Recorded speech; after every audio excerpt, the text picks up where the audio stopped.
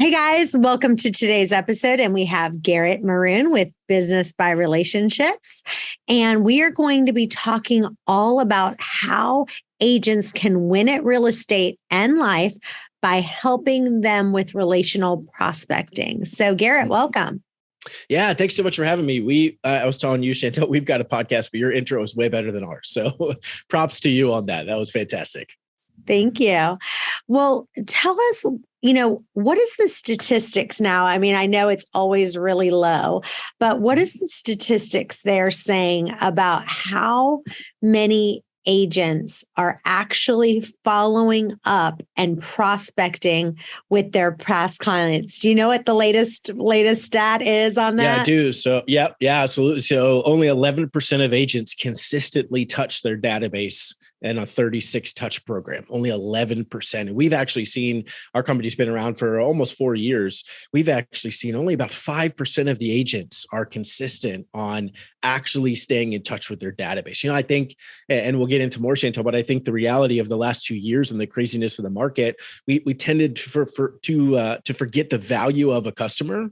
Right. They just showed up at our doorstep. So we weren't really doing anything for it. They just kind of came, and we lost touch with the people that we already knew and loved, and the people that knew and loved us. So yeah, it's 11% our people are actually consistently touching a database. It's crazy. So I know that you are a real big fan of doing a 36 touch base system. And I want you to explain, what is that 36 touches? Give us a brief glimpse of what that looks like, and talk about, people are overwhelmed by that, right? Like, okay, every person, I've got to touch them, 36 times. That's overwhelming. So talk about that. Yeah, absolutely. So the 36 touches, it's really quite honestly the most simple form of lead generation that you can do. You just have to be consistent, and you have to be willing to be vulnerable, right? At the end of the day, people want to work with someone they know, like, and trust. They're not going to know, like, and trust you if they know nothing about you and you know nothing about them, right? So a 36 touch is simple. I've been in the business 8.5 years. This is literally all that I've ever done. I've never done an open house or bought a lead or made a cold call ever, and have been really fortunate. I started with 40 people in my database, and not from this area, and have sold over 500 homes, all by referral at this point. And so the reality is, it's a simple system that you just have to execute consistently. That's like anything, right? Is your willingness and ability to consistently execute is going to be what brings you success, right? Long-term. So 36 touch, real simple. So that's 12 mailers a year, one a month. That's 12 emails a year, one a month. So there's 24 right there, right? Those are really simple. That's 24 right there. That is just about showing up like you said you were going to, and being top of mind. Then for us, the way we do it, and the way I've always done it, is it's 4 calls or texts to your database a year, 4 notes or pop-bys, and 4 client events. So we rotate through each quarter. I can get into it more granular if you want me to, but that's how it breaks down. So 4 calls or texts, 4 notes or pop-bys, 4 client events. So that's an extra 12, right? So that totals 36 touches. And that's how it works. And we just rotate through each month, whether we're doing a client text or video text. Next month is a note. Next month is an event, let's say. So we're just getting one personal touch a month, with the mailer and the email also going out each month. So let's go ahead and do a little bit of a role play if we can. I'd love to do a role play with you right now. And let's pretend that I'm your client, or are I'd like to do one where I'm actually a client, and I'd like to do one where I'm just in your database. Okay. So I want to see what that practice call looks like for you. What does that look like? You mean the touch? When we're doing a for that touch. Yep. Yeah. So I've actually shifted to video text messages is what I actually recommend. Number one, so I know that 95% of text messages are seen within 5 minutes. That's the statistic, right? Most of the time, at least the people in my database aren't answering the phone during the day, and a phone call is going to take up a lot of time, right? So I'm trying to be highly efficient, spend about 5 hours a month on the lead generation. So I do a lot of video text messages. So for example, it would say, it's October. So for example, I would send you a video, you and your husband, a video text message. Hey, Chantel, just wanted to let you know, I was thinking about you all today. I hope that your summer was great and your fall's off to a wonderful start. I hope we get to see you at our upcoming client event, whatever it is. And I would love to see you guys and catch up. Hope all is well. Would love to hear from you. Something really simple, has nothing to do with real estate. It is about relationships, right? And I can dive into why, the psychology behind that, but nothing to do with that. It's a 20-second video text message, me caring for them. That's it. And that's really simple. And so I just do that I only have 287 people in my database now. So that takes me about 4 hours. And that's it for the entire month. So you're doing that video text. That video text, you're saying, is that once a month for the video text? Yeah. Yep. So that's 4 times a year. So once every quarter, we're going to do a video text message to check in on our database. Okay. Yep.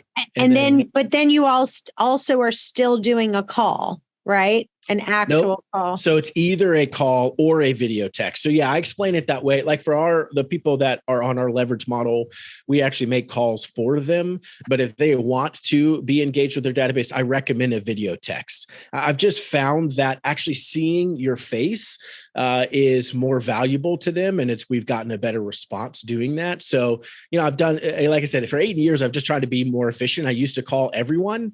Now I've shifted to video text and I get a better response and it's quicker. So yeah, now and they're happier because they don't. Some people are like, I don't have time to chit chat. Right. Exactly. Yep. 100%. Okay. So then talk about the pop buys. So what are you bringing for the pop buys? Yeah. So my whole philosophy is, the keep the cost down, right? So my rule of thumb now is the pop by gift cannot cost more than $2. Literally, it has to be less than $2 because what we forget is the value is not it's not the value of the gift. It's the value of you being willing to show up. Right? That doesn't happen anymore in this world, right? No one brings gifts to my doorstep. Maybe I'm just not that cool, right? Maybe no one likes me that much other than Amazon. Nobody's bringing me anything. So the value is not the cost of the gift. The value is the fact that you're willing to show up. So for example, in August, we did this every year, we did spatulas, a $1 spatula. The tag says on it, I flippin' love your referrals, right? It's got a little handwritten note that says, Chantel, I greatly appreciate you and your support of me and my business so much, right? Sincerely, Garrett. I'm on my way there. 10 minutes out or so, shoot them a quick text message. Hey, I'm right near you for an appointment, which happens to be another Popeye. That's an appointment, right? But I'm right near you for an appointment. Wondered if you were home, would love to say hi real quick, right? So I've already set the expectation that if they are there, which is rare, if they are there, then it's only going to be a quick conversation, right? Because I already told them I was headed somewhere. And if they aren't there, which is pretty common, drop it on their doorstep, something really simple, take a picture of it. Hey, so sorry I missed you. Was just thinking about you guys. Wanted to drop this off. Hope all is well, right? The value is me thinking about them. It is not about the value of the gift. So for me, keep it under $2 and that's what we do. And I've got a lot of examples of that. Okay. So let me and I'm having trouble with the 36 because I am a math major. I have my degree in math. I got the 4 calls in video. You can either do 4 calls or video text. Either that's one. Correct. Mm-hmm. Then 4 pop buys. Or notes. To the database. That's 8. Yep. And then you have 4 client events. That's 12. Mm-hmm. And then you're saying you're doing that for 3 years and then multiply. Nope. So that's 12 for the year. That's 12 personal touches. Then there's a mailer every month that goes out. Okay. And an email every month that goes out. So that's the other 24. So 12 mailers in the year, 12 emails in the year, 12 personal touches in the year. Okay. That's the part that I was missing. I was like, okay, something's not adding up. Okay. So let's talk more about these pop buys. And I love what you just said about that. It can't cost more than $2 and hopefully $1 if you can do like that dollar spatula. I flip and love your referrals. Give us some more about that because I have interviewed some people on these calls and they're like, that one guy gave us this great idea, which I loved. He said, I just put everyone in Amazon and I pick a gift in Amazon that costs me around $7. So like he would say, okay, like let's say he would send them a pack of Mentos. Well, you can get Mentos, a big box of Mentos, and get it shipped for $7 on Amazon. Then you're not having to spend your time. You can put it in. And then we actually have, if you go to joincanzel.com/free, we have a bunch of these things that are already made up for you, which says like, I meant to say thanks for your referrals and your business or something along those lines. Right. And so that's good. That's $7. But right now, everybody is trying to really pinch their pennies, so to speak. So give us some more of these kind of dollar ideas of what you do. Yeah. So, and I love that idea. Again, I would say, my encouragement is, so the average person, I'll give you some numbers and explain why I do this. The average person knows 256 people. Okay. That's statistically the number, 256 people. Why that matters is, so I have a database of 300 people. That means I'm reaching through those 375,600 people, right? So you go small, you dig in deep, and the gold is right under your feet, and they're the ones that are going to go out and spread the word for you, right? So I say that to say, so then of those people, of the 300 in my database, there's going to be a small group of people, right? The Pareto principle, the 80-20 rule, there's a small group of people that are going to give you the majority of your referrals. Those are the people that get pop buys from me. So I pick 25 once a quarter that actually get a gift. It's not everyone, right? Because as a business owner, you got to be smart with where I spend money, where I spend time. There needs to be a return to the best of my ability, right? So I'm not spending that much time. In fact, now I have an intern that drops them off for me, and I can get into that. But I'm not spending a lot of time. When I was doing it, I would pick 25 people and I would go spend 4 hours one day, 4 hours the next day, and I was done, right? So 8 hours, and that was my entire lead generation for the month, right? So I was just giving it to those 25 people. It cost me $50, and it cost me 8 hours of my time. And now, again, these are the people that are giving me the majority of my business. So it is a good return on my time and investment to actually go to their door, drop something off for them. So again, the spatula is something that we've always done. They love that. Last year we did a $1 turkey baster for Thanksgiving, right? We've done an oven mitt. Don't let your friends get burned by a turkey of a realtor is what it said, right? And oh my gosh, we gave them an oven cute. mitt. Yeah, so small little things. Or I've given one thing of chapstick goes like 30 cents, and it's amazing how many people are like, "Oh, thank you, I needed chapstick," right? It's not about the value of the gift. I don't really care what it is, in my opinion. I don't care what it is. It's the fact that you're willing to go out of your way to think about them, to want to take something to their house. That's different. That's different than most people. That's a way that most people aren't treated in life. Average person today has statistically fewer than 2 close relationships, right? So people, and that's really sad, people aren't dropping gifts off at their house. If you do, right? If you do, they will think more highly of you and they will want you to win. That's what happens with our friends. We want them to win. And so again, to me, it's statistic. It's understanding who are the right people to receive this. Recognize I don't need to spend $100. I can spend a few dollars and just show up, right? Because people don't show up anymore. If I just show up, that's winning already. And they're going to want me to win because of that. I hope that makes sense. Oh my gosh, I love that. I've also seen someone do like pumpkin spice and real estate advice. Like, I'm here for all your real estate needs. I love that. And then just give like a little, you can those K-cups, they got like pumpkin spice. They just did one little K-cup with that awesome little picture, and then with their name, phone number, and email, which is really cute. Give us one more. Give us one more that's cute that you did that didn't cost you a lot of money. Yeah. So we did, when we have a client that we meet that's not ready to buy, not ready to sell, right? But they are going to use us. We get a little thing of honey, $1, $1.50, whatever it is.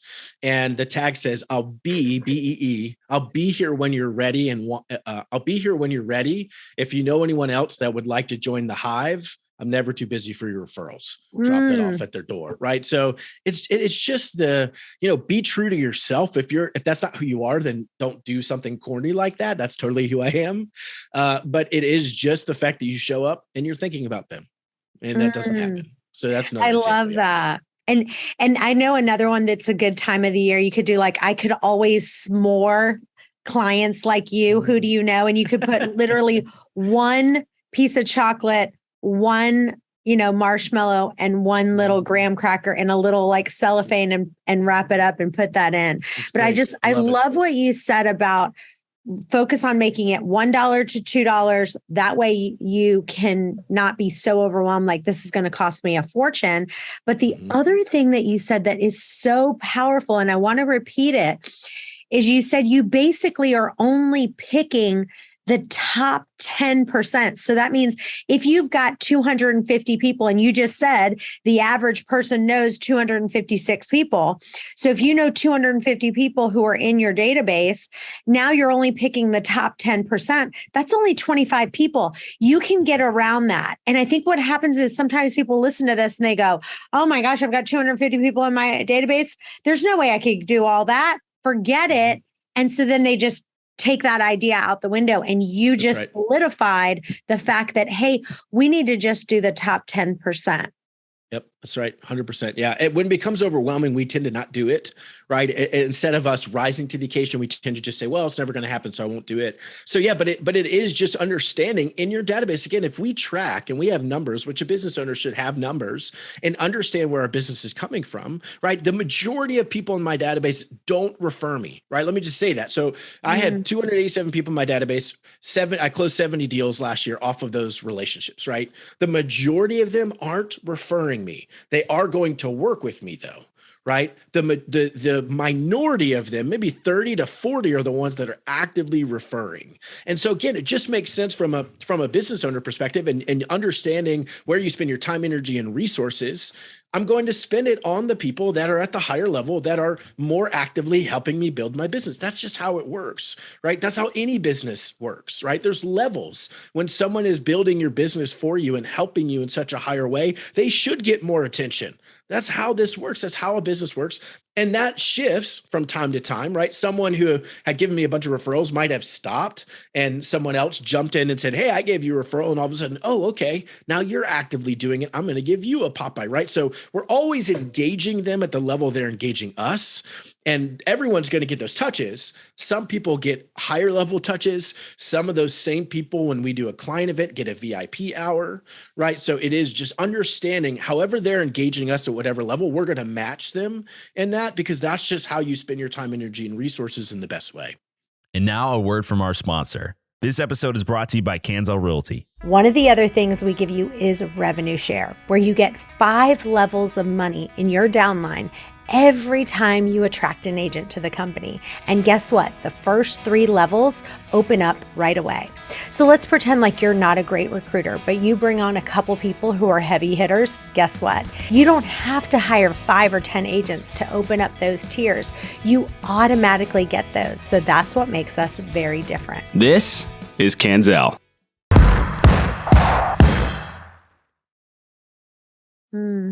And yeah, I mean, if you think about it, like when we just had our team and we were selling like 1,000 to 1,500 homes a year, if you imagine that, and then saying, okay, well, let's do a Popeye for everybody, then not only that be for that year, think about if you've got 15,000 people in your database, that gets extremely overwhelming. Let's talk about events. So what kind of events do you do? How do you keep the cost down and really try to be as detailed as possible on the most successful events that you have put in place? Yep. So the most successful event we've ever done, this is our 6th year doing it, is actually this Saturday. And so it's a family photo event. So we rent out a local park for $100, one of the shelters. Sorry, I couldn't think of the word. One of the shelters for $100. I go get a bunch of donuts and coffee. And we have our real estate photographer who also does headshots. We have her come for free. She does a quick family. So the whole idea is the event's 9 to 11. Our photographer's there 10 to 11. So come have donuts and coffee, come hang out with us, right? We want to see all of you. It's at a park that has some animals too, so the kiddos can enjoy, and come, and we're going to do a free family photo for you. So they go line up. Photographer snaps a photo or two, right? Later, she picks out the best one. She edits it, sends it to us. We get all of them printed, put them in a $1 frame, right? Again, the same idea, a $1 frame, and drop it off at their house. So they come. I mean, the event cost me $500 maybe.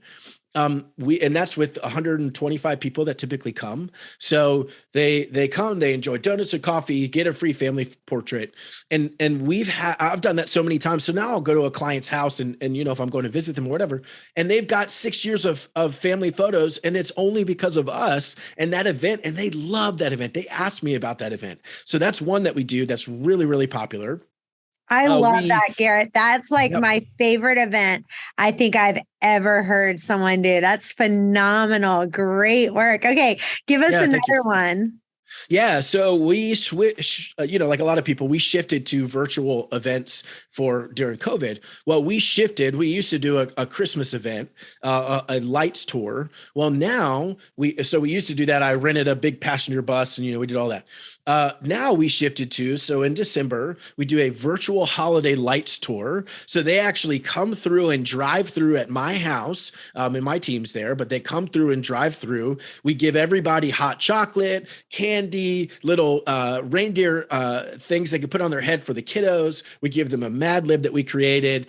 And then we give them a nice list of here's all the local spots that we think you should go check out Christmas lights, right? Go drive whenever you want to go drive.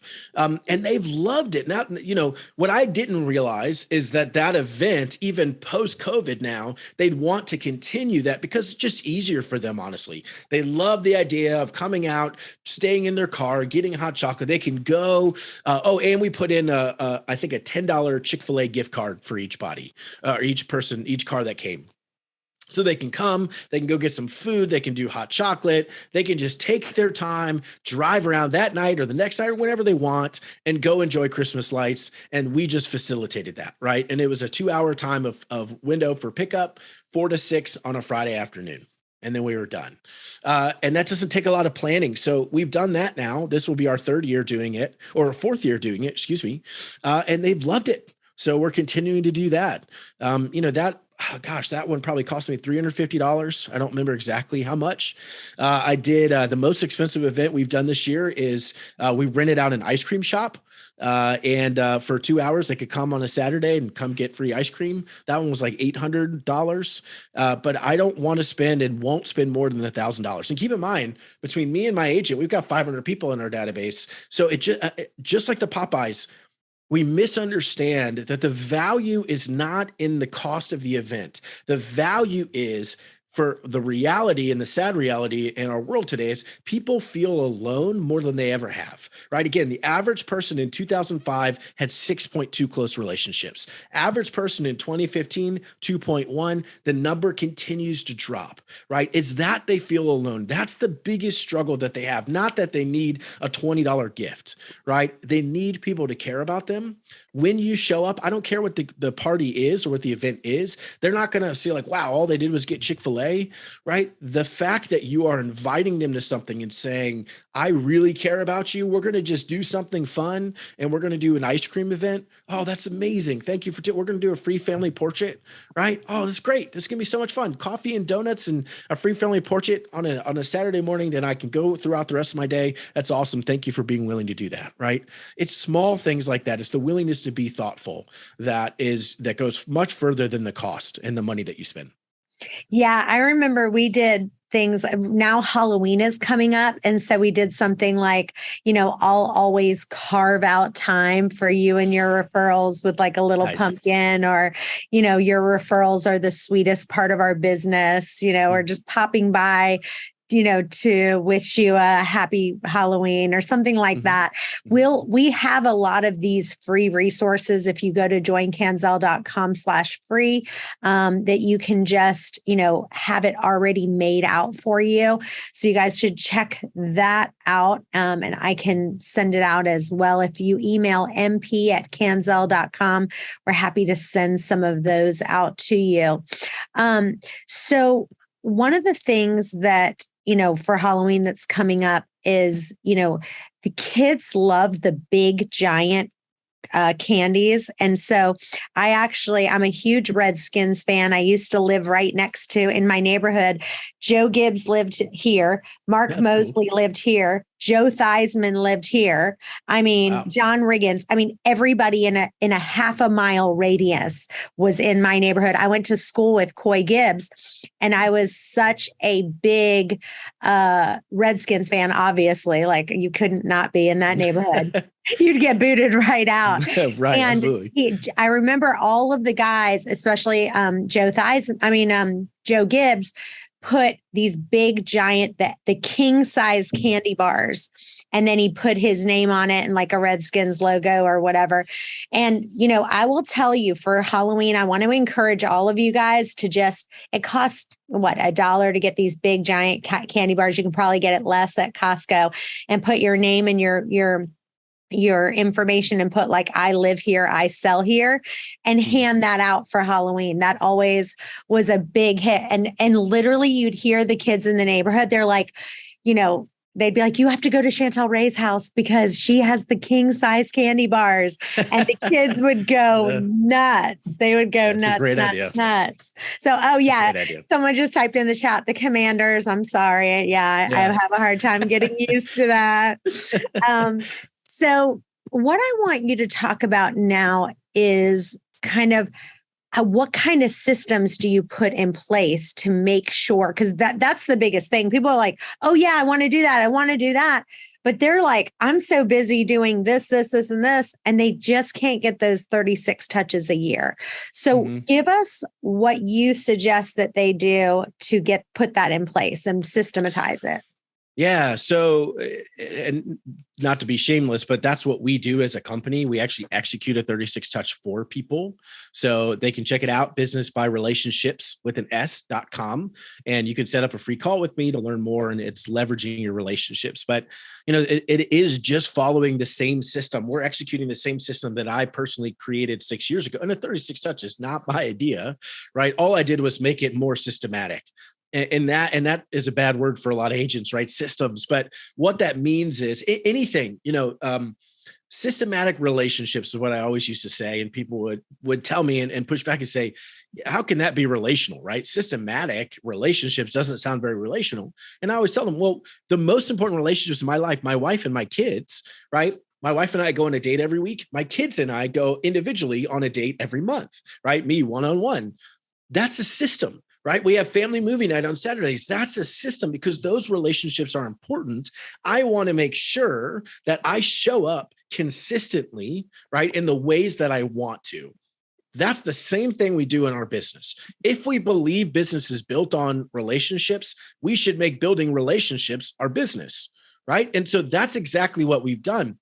So for me, I made it really simple. Every single quarter, we're going to do the same thing, and it just repeats, right? 4 quarters in a year. So each quarter we do the same rhythm and we repeat it 4 times, and we just keep doing it over and over and over. So the first month of the quarter is a call or a video text message to everyone in your database. Okay. That's the personal touch. The second month of the quarter is a handwritten note or a Popeye gift to everyone in your database. The third month of the quarter is a client event. Right now, each of those months, they're getting a mailer. Each of those months, they're getting an email. But those are the individual, actual personal touches broken up. So first month, call or video text. Second month, note, handwritten note or Popeye. Third month, client event. And we just repeat that over and over and over again, right? Every single quarter, that's the cadence. That's the rhythm. We just do it over and over and over. So for those that struggled to execute that, which I understand, right? For me, it was a little bit more simple, quite honestly, because that's all I've ever done. And so that was the one thing that I wanted to master. That's the one thing I focused on. So for me, what I always did at the beginning or at the end of a year, so coming up in December, I will have printed out, it's real simple, printed out literally a calendar of the entire year of 2023. And I will break down each month what the topic of the mailer is supposed to be, the same month, what the topic of the email is going to be.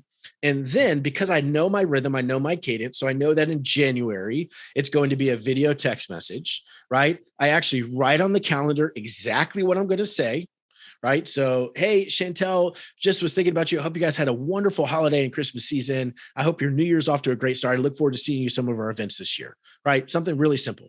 So you actually tell people, from what I'm understanding, and I did type his website, everyone, businessbyrelationships.com in the chat, so you can go check him out.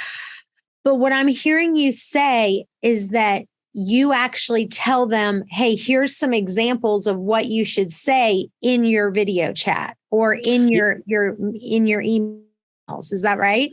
Yeah. So for us, for our leverage model, we actually do that for the agent. So every quarter, we're making those touches on behalf of the agent, right? The leverage model, they shouldn't be doing anything. We're doing it for them.